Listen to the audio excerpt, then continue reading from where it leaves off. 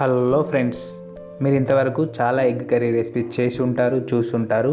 కానీ ఈరోజు నేను చేయబోయే రెసిపీ ది బెస్ట్ అని చెప్తాను. ఎందుకంటే ఇది రైస్లోకి, చపాతీలోకి, రోటీలోకి, పులావ్లోకి, బిర్యానీలోకి సైడ్ డిష్గా చాలా బాగుంటుంది. ఎగ్ కర్రీ టేస్టీగా చేసుకోవడం కోసం 2 టమాటాలు మీడియం సైజువి ముక్కలుగా కట్ చేసి మిక్సీ జార్లో వేసుకోవాలి.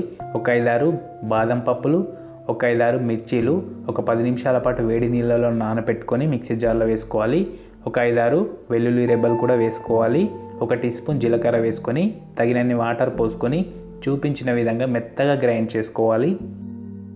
గ్రేవీ మనకు సిల్కీగా కనపడాలంటే ఈ విధంగా మెత్తగా గ్రైండ్ చేసి పెట్టుకోవాలి.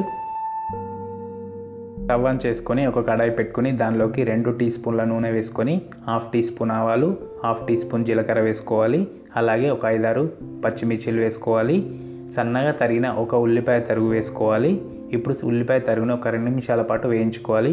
2 నిమిషాల పాటు వేయించిన తర్వాత 1 టీ స్పూన్ అల్లం వెల్లుల్లి పేస్ట్ వేసుకొని అల్లం వెల్లుల్లి పేస్ట్ పచ్చి వాసన పోయేంత వరకు వేయించుకోవాలి. ఉల్లిపాయలు తురుమే కాకుండా మెత్తగా గ్రైండ్ చేసి కూడా వేసుకోవచ్చు. అల్లం వెల్లుల్లి పేస్ట్ వేగిన తర్వాత 1/2 టీ స్పూన్ పసుపు, 1 టేబుల్ స్పూన్ ధనియాల పౌడర్, 1 టీ స్పూన్ కారం పొడి వేసుకొని వీటిని కూడా 1 నిమిషం పాటు వేయించుకోవాలి.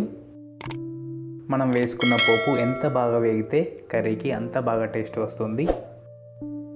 ఈ విధంగా వేగి దగ్గరికి వచ్చిన తర్వాత దీనిలోకి మనం ముందుగా తయారు చేసుకున్న మసాలా పేస్ట్ వేసుకోవాలి. ఇప్పుడు దీనిని అంతా ఒకసారి కలిసే విధంగా కలుపుకోవాలి. ఇప్పుడే దీనిలోకి మనం టేస్ట్కి తగ్గట్టు సాల్ట్ వేసుకోవాలి. సాల్ట్ అంతా కలిసే విధంగా కలుపుకొని మూత పెట్టి ఆయిల్ పైకి తేలేంత వరకు ఒక 5 నిమిషాల పాటు ఉడికించుకోవాలి. 5 నిమిషాల పాటు లో ఫ్లేమ్లో ఉడికించడం వలన మనం వేసిన పచ్చి మసాలాలు ఉడికి దగ్గరికి వచ్చి ఈ విధంగా ఆయిల్ పైకి వస్తుంది.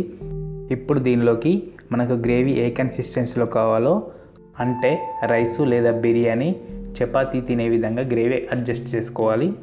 ఆ విధంగా మనం వాటర్ పోసుకోవాలి. వాటర్ పోసుకున్న తర్వాత దీనిలోకి మనం ముందుగా ఉడికించిన గుడ్లు వేసుకోవాలి.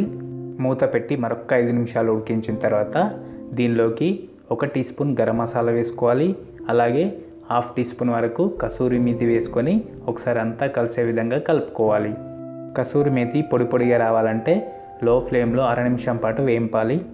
ఇలా కలుపుకున్న తర్వాత దీనిని మరొక 2 నిమిషాల పాటు ఉడికించుకోవాలి. ఈ విధంగా ది బెస్ట్ అద్భుతమైన ఎగ్ కర్రీ రెడీ చేసుకోండి. ఇంట్లో తప్పకుండా ఫిదా అవుతారు. ఫ్రెండ్స్, ఈ రెసిపీ మీకు నచ్చితే తప్పకుండా మీ ఫ్రెండ్స్ అండ్ ఫ్యామిలీకి షేర్ చేయండి. అలాగే లైక్ తప్పకుండా చేయండి. ఫ్రెండ్స్, మీరు ఫస్ట్ టైం మన ఛానల్ చూస్తున్నట్టయితే తప్పకుండా సబ్స్క్రైబ్ చేసి పక్కన బెల్ ఐకాన్ ప్రెస్ చేయండి. Thank you.